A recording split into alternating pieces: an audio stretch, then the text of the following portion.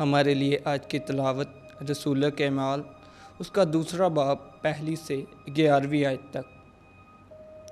جب عید خمسین کا دن آیا تو وہ سب مل کر ایک ہی جگہ میں جمع تھے، اور یک بارگی آسمان سے ایسی آواز آئی جیسے تند ہوا کا سناٹا ہوتا ہے، اور اس سے سارا گھر جہاں وہ بیٹھے تھے گونج اٹھا، اور آگ کے شعلے کی سی زبانیں انہیں دکھائی دیں، اور جدا جدا ہو کر ہر ایک پر ٹھہری، اور وہ سب روح القدس سے بھر گئے اور دوسری زبانیں بولنے لگے جس طرح روح نے انہیں بولنا عطا کیا۔ اور آسمان کے تلے کی ہر ایک قوم سے خدا ترش یہودی یروشلم میں تھے۔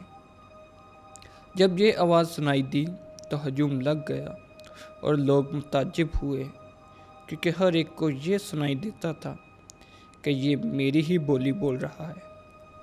اور سب حیران ہو کر اور تعجب کر کے آپس میں کہنے لگے، دیکھو یہ جو بولتے ہیں کیا سب جلیلی نہیں؟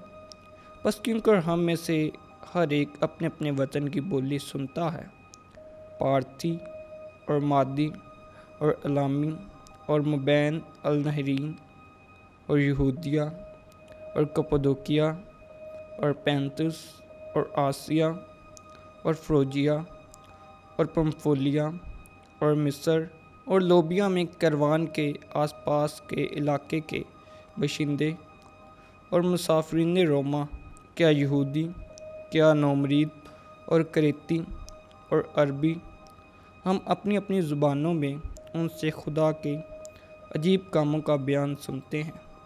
پاک کلام کے پڑھے اور سنے جانے پر ہم سب کے لیے باعث برکت ہو۔ خدا کا شکر ہو۔